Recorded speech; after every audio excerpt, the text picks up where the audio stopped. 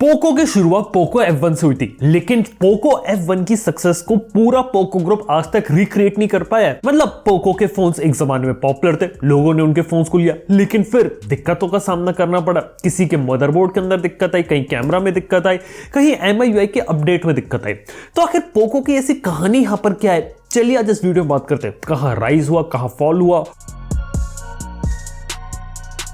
Poco F1 surprisingly ऐसा device था जो इतना बड़ा हिट हुआ कि पूरे Xiaomi ग्रुप ने सोचा भी नहीं था कि इतना बड़ा हिट होगा। जैसे की बात करें, पोको F1 उस जमाने का फ्लैगशिप कलर था, स्नैपड्रैगन 845 आता था, 20-21 हजार रुपए में काफी सारे लोगों ने उसे लिया था। यहां तक कि 2018 का एक ऐसा डिवाइस था जो कि उस समय के जितने भी दूसरे फोन्स आते थे उनसे काफी ज्यादा जबरदस्त था। यहां तक कि उसका जो क्लोजेस्ट कॉम्पिटिटर था वो से लगभग 10,000 रुपए महंगा हुआ करता था। और यहां तो ये बात भी है कि 2018 का फोन था, लेकिन 2019 में भी उसे लोगों ने खरीदना शुरू किया। और सबसे बड़ी बात तो यह कि आज भी कुछ लोग ऐसे हैं जो पोको F1 को यहां पे यूज करते हैं, क्योंकि वो ट्रूली यूनिक डिवाइस था। उसके अंदर कोई रीब्रांडिंग का खेल नहीं था। और अगर आप पूरे फोन को यहां पर देखेंगे तो कहीं ऐसा नहीं लगेगा कि कोई दूसरा फोन यहां पे छाप दिया। कुछ अलग चीज देखने को मिलती थी, वैल्यू फॉर मनी प्रपोजिशन था उस फोन के अंदर। और यही सोच के Xiaomi ने सोचा कि क्यों ना हम पोको का यूज करके पूरे ब्रांड को यहां पे खड़ा कर देते हैं। और वो चीज भी उन्होंने यहां पे सही करी और आपको एक पोको के रूप में 2020 में एक नया ब्रांड देखने को मिला। लेकिन यहां पे समस्या पता क्या है, पोको से जहां उम्मीद थी लोगों की कि वो पोको F2 को निकालेगी, उन्होंने कभी पोको F2 को निकाला ही नहीं। उसकी जगह उन्होंने यहां पे इंडियन मार्केट में पोको X2 को यहां पे निकाल दिया, पोको की M सीरीज को लिया, C सीरीज को लिया। यानी कि सबसे बड़ी दिक्कत जो मेरे को लगी वो थी विजन की, जहां पे एक्सपेक्ट किया जा रहा था कि पोको एक ऐसा ब्रांड निकल कर आएगा जो आगे चल के OnePlus या इन सब से कंपीट करेगा। पोको अपर कैटेगरी में जाने की बजाय लोअर कैटेगरी के अंदर गया और वहां पे उन्होंने ऐसे फोन्स निकाले जो शायद लोगों को ऑलरेडी रेडमी की लाइनअप में मिल रहे थे, लेकिन ऐसा लगा कि यही फोन रीब्रांड होकर यहां पे देखने को मिल रहा है। और यहीं से देखा तो एक तरह से जो डाउनफॉल होता है पोको का वो शुरू हुआ। यानी कि फोन्स तो पोको ने निकाले, लेकिन मार्केट में वो उतना पसंद किए नहीं गए। हालांकि कुछ फोन्स उन्होंने निकाले जो कमबैक अच्छा लग रहे थे, जैसे पोको X2, X3 Pro, लेकिन आगे चल के इनकी कहानी बहुत तेजी से यहां पे बदलने वाली थी।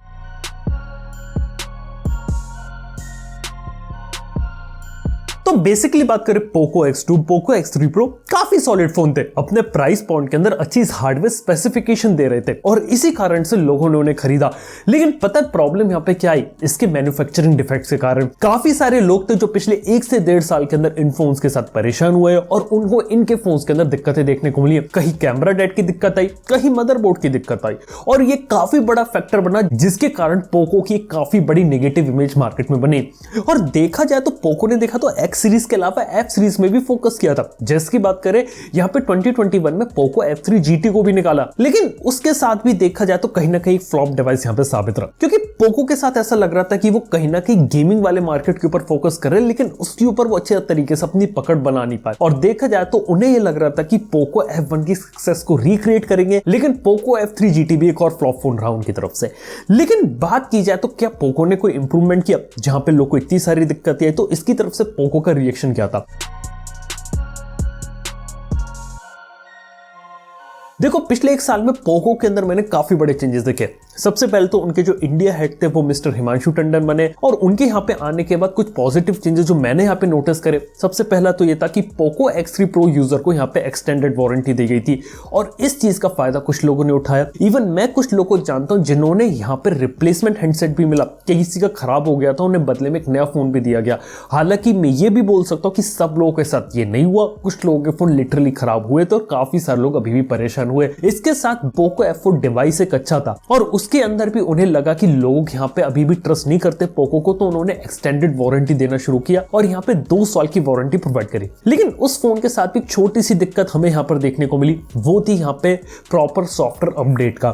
पोको F4 में देखा तो 5G का अपडेट बहुत ज्यादा डिले हुआ, बहुत सारे लोगों ने कंप्लेन किया और बहुत ही लेट आया। हालांकि इस बीच में बात ये हुई थी, उनकी तरफ से ऑफिशियल स्टेटमेंट यह आया था कि वो लोग प्रॉपर टेस्टिंग कर रहे और अच्छे से टेस्टिंग करने के बाद डिलीवर करेंगे, क्योंकि पास्ट में यही हुआ था कि MIUI के अपडेट के बाद लोगों को दिक्कतें आना शुरू होती है, इसलिए वो लोग टेस्टिंग के अंदर टाइम लगा रहे हैं। लेकिन मेरे हिसाब से टेस्टिंग भी अच्छे तरीके से करें, उसके बाद जो अपडेट डिलीवर कर रहे हैं वो स्टेबल तरीके से करें, लेकिन मैं ये चाहूंगा कि जल्दी डिलीवर करें, क्योंकि पूरे मार्केट के अंदर जो अपडेट में सबसे ज्यादा डिले आ रहा है ना, वो कहीं ना कहीं आपको Xiaomi और ये पोको की तरफ से देखने को मिल रहा है। MIUI के अपडेट में मैंने यही बात कही थी कि यहाँ पे अपडेट को जल्दी से जल्दी डिलीवर करना चाहिए, क्योंकि लग रहा है कि वो लोग शायद आखिरी होंगे इन्होंने अपना OS जो एंड्रॉइड 13 के ऊपर आने वाला है वो यहाँ पे अनाउंस किया। जबकि बात देखा जाए तो एंड्रॉइड 14 का डेवलपर प्रीव्यू ऑलरेडी मार्केट में, और अब आप अपना स्टेबल एंड्रॉइड 13 ला रहे हो। लगता है ना कि यहाँ पे कुछ गड़बड़ है और उसको यहाँ पे सॉल्व करना चाहिए। ये एक चीज है इसके साथ। लेकिन रिसेंटली देखा जाए तो मैंने कुछ चीजें ऑब्जर्व करी है पोको के साथ जो मैं कुछ आपके साथ शेयर कर सकता हूं। जैसे कि उनके डिवाइसेस पहले से ज्यादा यहाँ पे बेटर हो रहे हैं। अगर मैं बात करूं पोको X5 Pro की, मेरे को वो फोन हार्डवेयर पर्सपेक्टिव से काफी सॉर्टेड लगा, ये बात रहेगी। और वही बात करें मदरबोर्ड के इश्यूज की, तो पोको X2 X3 यूजर्स को वहां पे चीजें देखने को मिली थी। लेकिन वही बात करें, क्या कभी आप लोगों ने सुना था कि पोको F1 को इस टाइप की दिक्कतों का सामना करना पड़ा, या फिर पोको X4 के साथ इस टाइप की कुछ चीजें हुई? मेरे को क्या लगता है, बीच में इनका जो क्वालिटी कंट्रोल था वो शायद हिल गया था, और शायद लगता है कि वो अब इस चीज को यहाँ पे फिक्स करने की कोशिश कर रहे हैं, यानी कि हार्डवेयर और सॉफ्टवेयर की क्वालिटी को धीरे धीरे करने की कोशिश कर रहे हैं। ये सारी चीजें एक दिन में क्रिएट नहीं की जा सकती, लेकिन हाँ, इसका जो इंपैक्ट है वो हम यहाँ पे देख रहे हैं। और लग रहा है कि जो नए फोन जब रिलीज हो रहे हैं उसके अंदर अब उतने इश्यूज नहीं आ रहे। हालांकि मैं ये भी बोलूंगा कि सॉफ्टवेयर वाली दिक्कत अभी भी है, जो कि इन्हें यहाँ पे सॉल्व करना अभी भी बाकी है।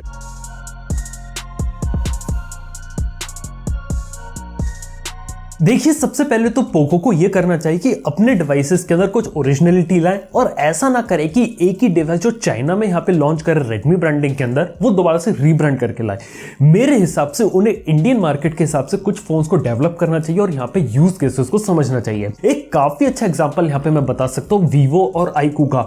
वीवो और आईकू का पेरेंट एक है, लेकिन कभी आप लोगों ने देखा कि वीवो और आईकू के फोन बिल्कुल आइडेंटिकल नहीं लगते। मतलब मैं दो रिसेंट एग्जाम्पल ले सकता हूँ, आईकू नियो 7 और वीवो का V27 Pro। दोनों कुछ हद तक सिमिलर फोन लगते हैं, लेकिन काफी हद तक अलग तरीके से डिजाइन है। वीवो ने कर्व डिस्प्ले कैमरा के ऊपर काफी फोकस किया है, जबकि आईकू ने गेमिंग के ऊपर फोकस किया है। इस टाइप की कुछ चीजें अगर पोको यहाँ पे इंट्रोड्यूस करे तो वो एक काफी अच्छी चीज होगी। इसके साथ ही आफ्टर सेल सर्विस के अंदर भी अपने खुद के सर्विस सेंटर ओपन करे, लेकिन मेरी नजर में फिजिकल स्टोर और फिजिकल सर्विस सेंटर अगर ज्यादा से ज्यादा शहरों में ओपन करे तो एक अच्छी चीज होगी, क्योंकि लोगों का जो ट्रस्ट है वो अभी भी हिला हुआ है पोको के ऊपर।